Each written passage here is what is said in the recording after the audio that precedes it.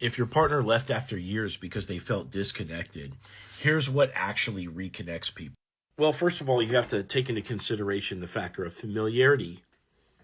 They're leaving you because they're convinced that there's no connection there or whatever the case is, okay?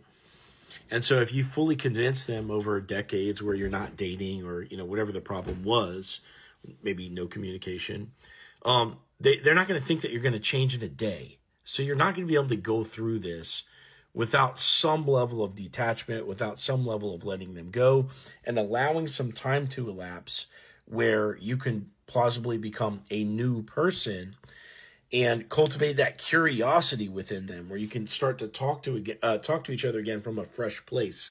So that is absolutely a factor of this and cannot be avoided. Cannot.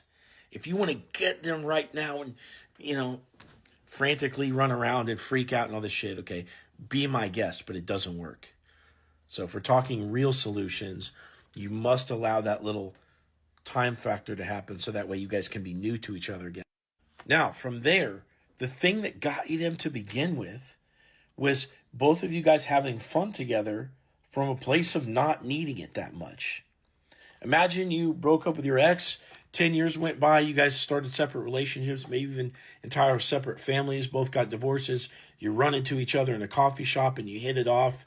You would have a pleasant chat catching up from a place of no expectations, and you'd probably hit it off because you have true chemistry with your person. Otherwise, you wouldn't be watching this video. And that's exactly what we need to recreate, not after 10 years, but after a period of no contact where you can interact with each other in a fun way from a place of not needing it that much.